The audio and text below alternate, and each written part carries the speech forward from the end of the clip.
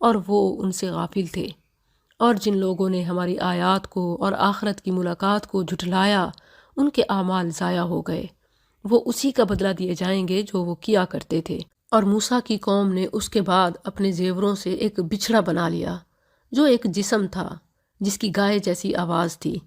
کیا انہوں نے یہ نہ دیکھا کہ بے شک وہ نہ ان سے بات کرتا ہے اور نہ انہیں کوئی راستہ بتاتا ہے؟ انہوں نے اسے معبود بنا لیا اور وہ ظالم تھے۔ وَلَمَّا سُقِطَ، اور جب وہ پیشیمان ہوئے اور انہوں نے دیکھا کہ بے شک وہ تو گمراہ ہو گئے ہیں، تو انہوں نے کہا یقیناً اگر ہمارے رب نے ہم پر رحم نہ کیا اور ہمیں نہ بخشا تو ہم ضرور ہی خسارہ پانے والوں میں سے ہو جائیں گے۔ اور جب موسیٰ غصے سے بھرا ہوا افسوس کرتا ہوا اپنی قوم کی طرف واپس آیا تو اس نے کہا بری ہے جو تم نے میرے بعد میری جانشینی کی۔ کیا تم نے اپنے رب کے حکم سے جلدی کی؟ اور اس نے تختیاں پھینک دیں اور اپنے بھائی کے سر کو پکڑ لیا، اسے اپنی طرف کھینچتا تھا۔ اس نے کہا اے میری ماں کے بیٹے، بے شک ان لوگوں نے مجھے کمزور سمجھا اور قریب تھے کہ مجھے قتل کر دیتے، سو دشمنوں کو مجھ پر خوش نہ کر اور مجھے ظالم لوگوں کے ساتھ شامل نہ کر۔ موسیٰ علیہ السلام کے اس انداز غضب سے بچھڑا بنانے والے اور اس کی عبادت کرنے والے خوش ہونے لگے، تو ہارون علیہ السلام کو اس بات سے بہت تکلیف ہوئی کہ بھائیوں کے اختلاف سے دشمن خوش ہو رہے ہیں، اسی لیے یہ درخواست کی۔ رسول اللہ صلی اللہ علیہ وسلم ہمیشہ شماتت الاعداء سے، دشمنوں کی خوشی سے اللہ کی پناہ مانگتے تھے، یعنی ہمیشہ اس بات سے پناہ مانگتے کہ کسی مصیبت پر دشمنوں کو خوشی حاصل ہو۔ آپ کی دعا اس طرح ہے اللہم انی اعوذ بک من جہد البلاء ودرک الشقاء وسوء القضاء وشماتت الاعداء۔ جب موسیٰ علیہ السلام کو احساس ہوا تو فوراً کہا بھائی تو ٹھیک کہہ رہا ہے، دشمن ہی خوش ہو رہا ہے۔ رب اغفر لی، اے میرے رب مجھے اور میرے بھائی کو بخش دے اور ہمیں اپنی رحمت میں داخل کر لے، اور تو سب پر رحم کرنے والوں سے زیادہ رحم والا ہے۔ ان الذین اتخذوا العجل، بے شک وہ لوگ جنہوں نے بچھڑا بنا لیا، ان قریب انہیں ان کے رب کی طرف سے بھاری غضب پہنچے گا اور بڑی رسوائی دنیا کی زندگی میں، اور ہم جھوٹ باندھنے والوں کو اسی طرح بدلہ دیتے ہیں۔ والذین عملوا السیئات، اور جن لوگوں نے برے اعمال کیے پھر ان کے بعد توبہ کر لی اور ایمان لے آئے، بے شک تیرا رب اس کے بعد ضرور بے حد بخشنے والا نہایت رحم والا ہے۔ وَلَمَّا سَكَتَ، اور جب موسیٰ کا غصہ خاموش ہو گیا تو اس نے تختیوں کو اٹھا لیا، اور ان کی تحریر میں ان لوگوں کے لیے ہدایت اور رحمت تھی جو صرف اپنے رب سے ڈرتے ہیں۔ وَاخْتَارَ مُوسَىٰ، اور موسیٰ نے اپنی قوم میں سے 70 آدمی ہمارے مقررہ وقت کے لیے چنے۔ پھر جب انہیں زلزلے نے آ پکڑا تو اس نے کہا اے میرے رب، اگر تو چاہتا تو انہیں اس سے پہلے ہلاک کر دیتا اور مجھے بھی۔ کیا تو ہمیں اس کی وجہ سے ہلاک کرتا ہے جو ہم میں سے بے وقوفوں نے کیا ہے؟ یہ نہیں ہے مگر تیری آزمائش جس کے ساتھ تو گمراہ کرتا ہے جسے چاہتا ہے۔ تضل بها من تشاء وتهدی من تشاء انت ولینا فاغفر لنا وارحمنا وانت خیر الغافرین۔ یہ جہاں ہدایت کا سوال ہے وہاں گمراہی سے پناہ بھی ہے۔ جس کے ساتھ تو گمراہ کرتا ہے جسے چاہتا ہے اور ہدایت بخشتا ہے جسے چاہتا ہے، تو ہی ہمارا یار و مددگار ہے، سو ہمیں بخش دے اور ہم پر رحم کر، اور تو بخشنے والوں میں سب سے بہتر ہے۔ یہ اس لیے کہ ایک ہی چیز کسی کی ہدایت اور کسی کی ضلالت کا باعث بنتی ہے، تو ہمارے رب ہمیں ہر امتحان میں فیل ہونے سے بچا لے۔ وَاكْتُبْ لَنَا فِي هَذِهِ الدُّنْيَا حَسَنَةً وَفِي الْآخِرَةِ إِنَّا هُدْنَا إِلَيْكَ، اور ہمارے لیے اس دنیا میں بھلائی لکھ دے اور آخرت میں بھی بے شک ہم نے تیری طرف رجوع کیا۔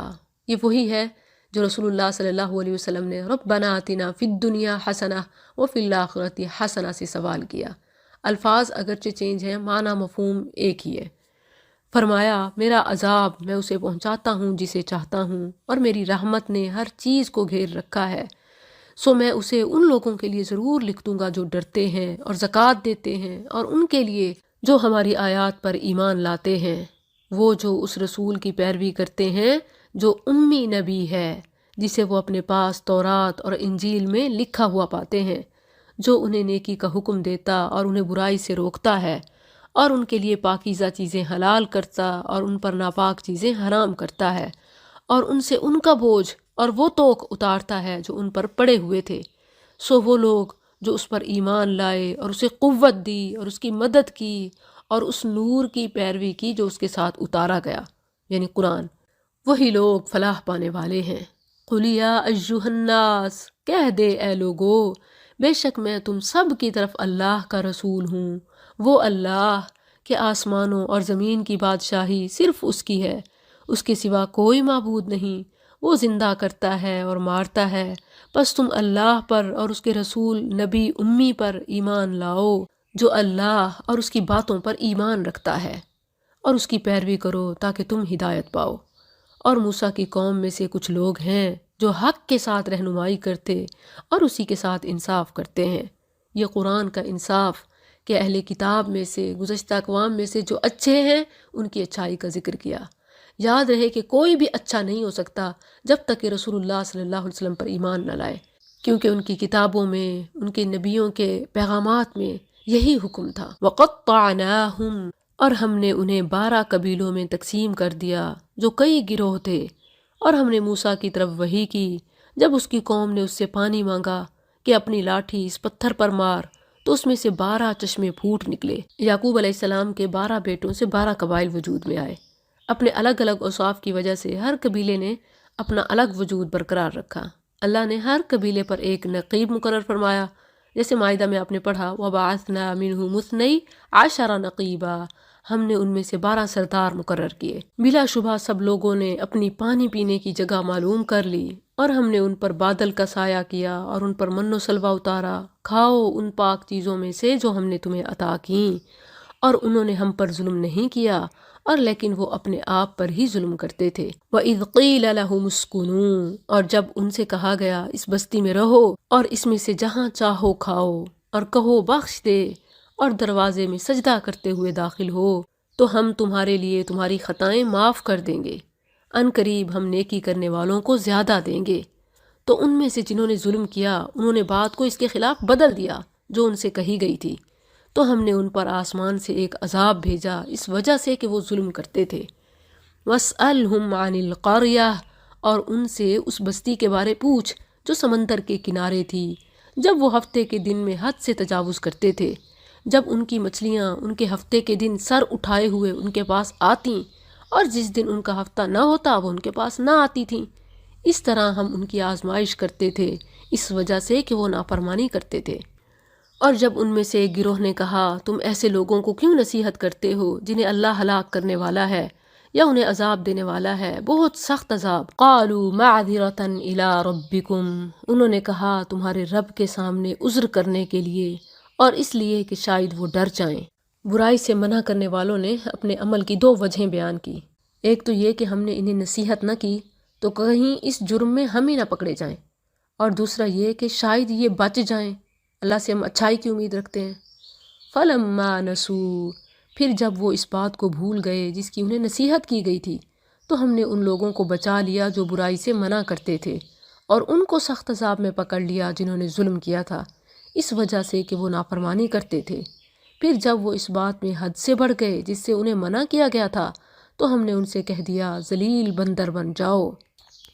اور جب تیرے رب نے صاف اعلان کر دیا کہ وہ قیامت کے دن تک ان پر ایسا شخص ضرور بھیجتا رہے گا جو انہیں برا عذاب دے، بے شک تیرا رب یقیناً بہت جلد سزا دینے والا ہے، اور بے شک وہ یقیناً بے حد بخشنے والا نہایت رحم والا ہے۔ وَقَطَّعْنَاهُمْ، اور ہم نے انہیں زمین میں مختلف گروہوں میں ٹکڑے ٹکڑے کر دیا، انہی میں سے کچھ نیک تھے اور ان میں سے کچھ اس کے علاوہ تھے، اور ہم نے اچھے حالات اور برے حالات کے ساتھ ان کی آزمائش کی تاکہ وہ باز آ جائیں۔